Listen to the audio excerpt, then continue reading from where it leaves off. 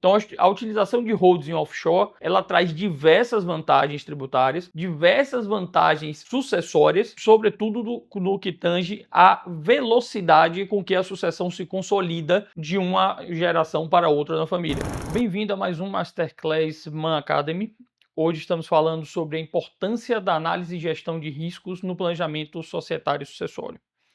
Já falamos sobre alguns temas aqui, como fundamento de gestão de riscos patrimoniais, e vamos avançar agora para a estruturação jurídica e societária com foco em riscos. O objetivo principal nosso é apresentar algumas soluções estruturais que integram mitigação de riscos ao planejamento societário sucessório. As estruturas jurídicas não são só para economia de imposto, né? As estruturas jurídicas, elas são um elemento muito eficaz para encapsulamento de riscos. Como a gente falou, antes de iniciar qualquer ação direcionada ao planejamento efetivamente e à execução de um planejamento de proteção patrimonial, de planejamento tributário ou sucessório, é de extrema relevância que primeiro se conheçam quais são os riscos que afetam aquele patrimônio. Essa análise desses riscos vão passar por diversas etapas que iniciam lá com a identificação dos riscos, a estruturação e mapeamento de quais são efetivamente esses riscos e a análise crítica para que a gente possa classificá-los conforme sua severidade e frequência. Isso nos dará um indicador do risco e um mapeamento mais claro com uma matriz bem estruturada que vai ser o nosso norte sobre quais as medidas serão aplicadas e qual dimensionamento de instrumentos serão utilizados para encapsular aqueles riscos com foco em eliminar, mitigar ou aceitar esse risco para perseguir uma oportunidade. Então, essas estruturas jurídicas, e a gente, quando falamos em estruturas jurídicas, nós estamos falando não apenas de estruturas existentes onshore no Brasil, mas também estruturas offshore, elas serão indispensáveis para que efetivamente a gente consiga construir o que a gente chama de blindagem patrimonial de forma mais ampla no mercado. Mas como toda blindagem, nós sabemos que a blindagem ela serve para criar uma camada adicional de proteção para evitar um tipo específico de ação vinda de lá ou de risco vindo de forma externa. Então, quando a gente pensa em blindagem, bom, se eu contrato uma blindagem voltada para um tipo de armamento, se o armamento for superior, aquela blindagem não será suficiente. Então, por isso que quando a gente pensa em risco, nós temos que fazer isso de forma antecedente para estratificar de forma clara quais são os riscos incidentes para que eu não crie uma blindagem inadequada para o risco que está ali latente. Não adianta eu estar numa zona de guerra, como aliás é o nosso cenário atual, tanto interno quanto mundial, e efetivamente eu estar criando uma blindagem pensando que eu posso ser afetado por uma arma de baixo calibre. Então, com o planejamento de riscos, a gente vai identificar efetivamente qual é a arma do adversário, qual é a base e qual é efetivamente a dimensão do impacto que aqueles fatos podem gerar sobre o meu patrimônio, sobretudo quando eu penso nele em termos de perpetuidade. Então, dentro dessa base, algumas ferramentas jurídicas são muito utilizadas e falaremos aqui nelas, obviamente, de forma exemplificativa, porque teremos uma masterclass específica para tratar sobre cada uma dessas ferramentas de forma um pouco mais aprofundada, falando sobre seus efeitos, seus formatos e tudo mais. E nesse momento o que importa é trazer de forma mais exemplificativa para que a família entenda qual é a base de ferramentas que ela tem à disposição para criar camadas de proteção. Volto a dizer que não existe uma receita de bolo, uma fórmula mágica ou que possa simplesmente ser replicada de uma família para outra de forma indistinta. Cada classe de ativo, cada jurisdição, cada direcionamento estratégico das empresas que estão dentro da base daquela família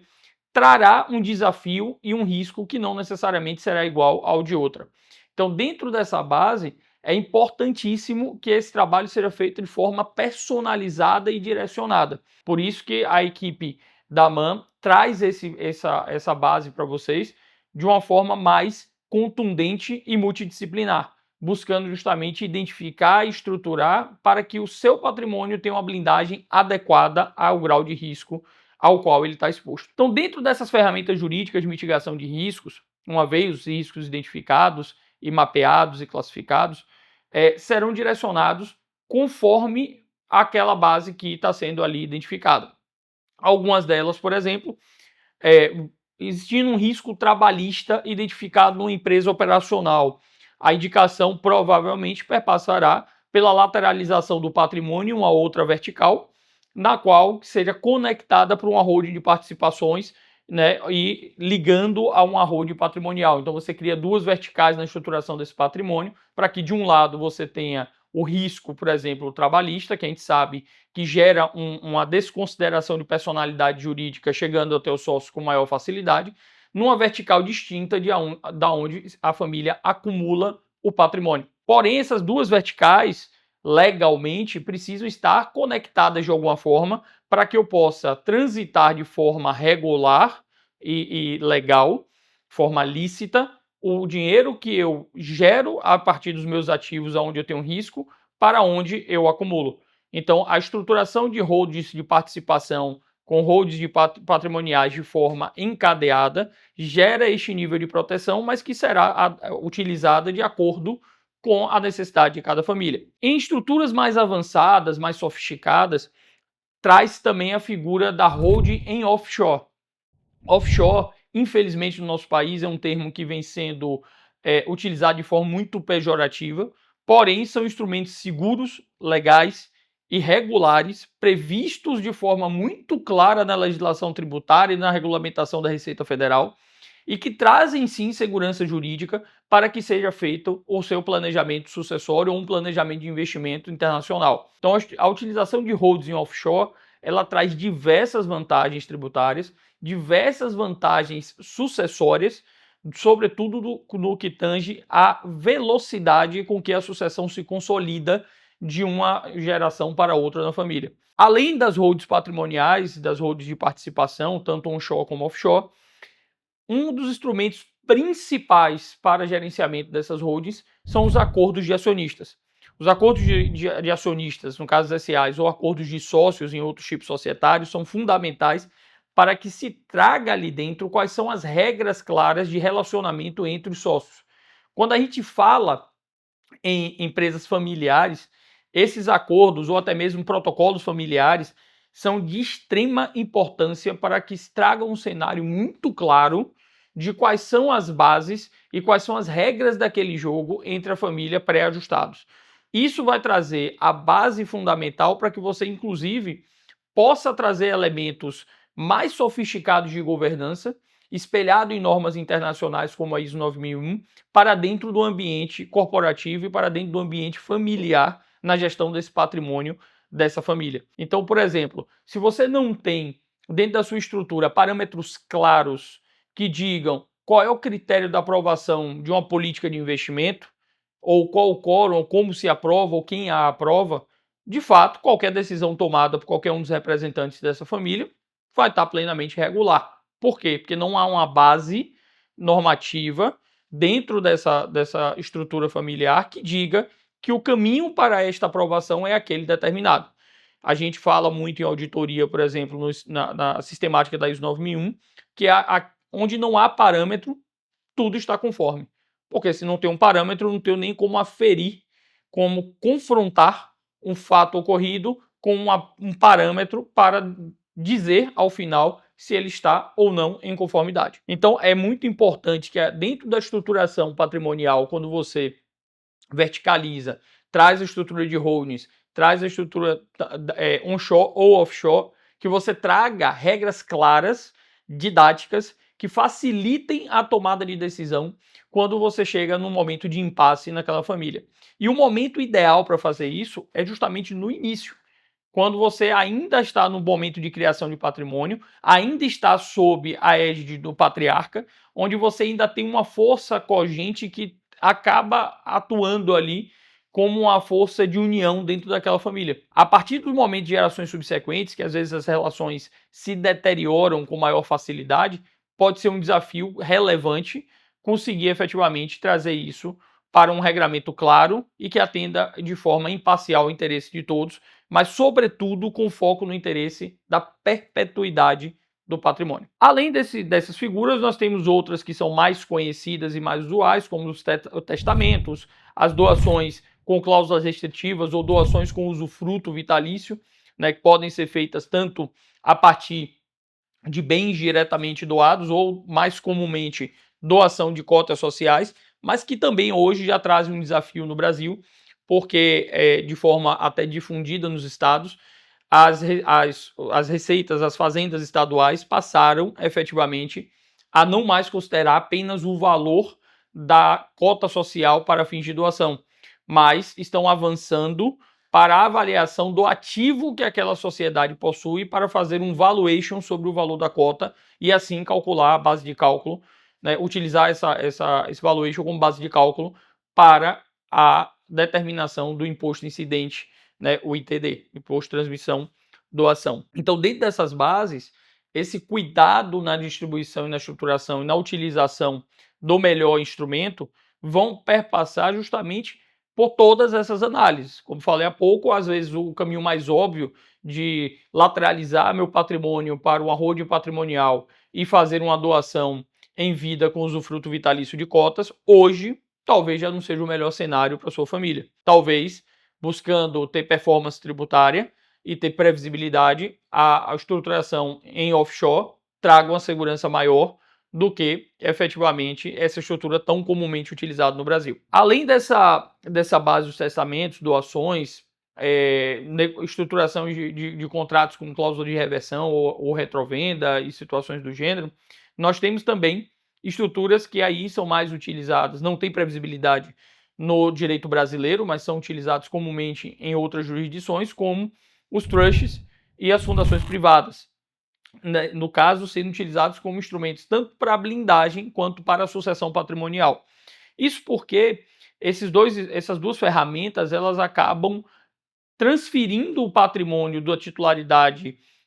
daquela família para um terceiro, ou trustee, ou para a própria fundação, e mantendo o gerenciamento conforme regras e disciplinas previamente delimitadas pela própria família. Então, quando a gente vai e avança a partir dessas ferramentas clássicas de blindagem, dessas ferramentas um pouco mais sofisticadas também de blindagem, voltamos ao ponto inicial, que é nenhuma delas será eficaz ou será melhor empregada em benefício da família se nós não conhecermos quais são os riscos aos quais esse patrimônio está efetivamente exposto. Então, o mapeamento de risco por estrutura, ele é fundamental para que seja direcionado o melhor formato de planejamento sucessório, tributário e societário para o patrimônio, para garantir a perpetuidade do patrimônio geracional da família. Dentro dessas situações, nós temos que pensar também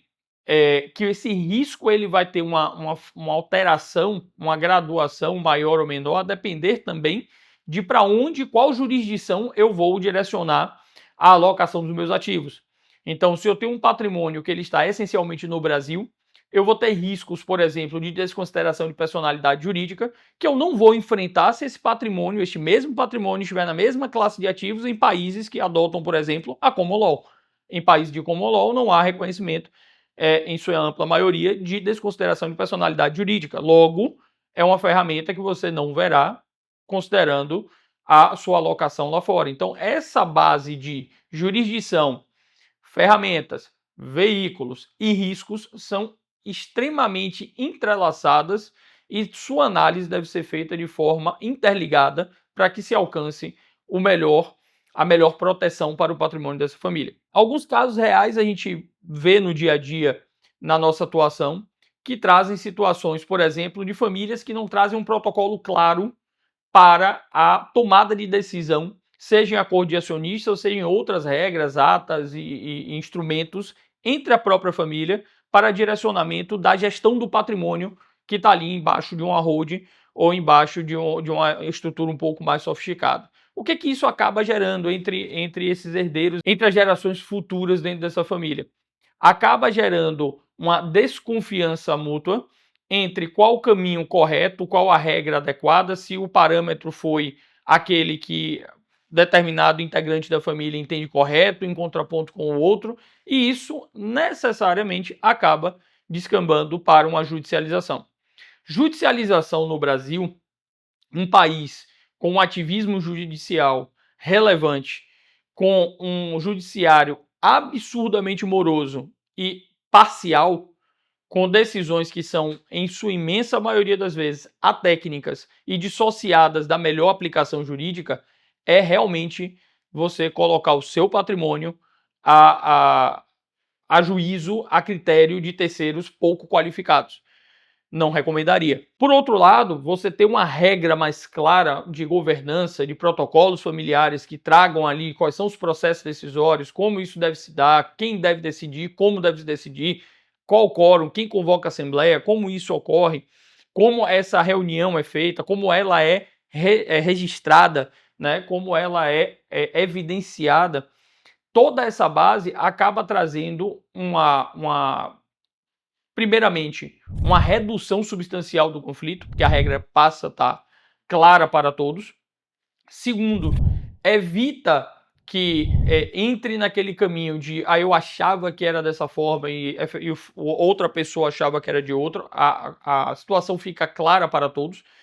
E isso acaba gerando um efeito imediato de continuidade da relação societária e da relação familiar que envolve e que toca todo esse patrimônio. Essa base de perpetuidade vai evitar a judicialização em diversos formatos. E mesmo quando há judicialização, pode-se utilizar regras de soluções ágeis de conflitos, como mediação, como a própria arbitragem, a depender do volume patrimonial, das características, que vão trazer uma solução que não compromete a rigidez do patrimônio no processo de discussão sobre quais são as regras de governança ou quais são as regras de tomada de decisão. Já vi famílias perderem tudo justamente pela falta de uma holding bem estruturada com modelo de governança adequado. É muito comum as famílias caminharem para a estruturação de uma holding, até terem a holding participações, a holding patrimonial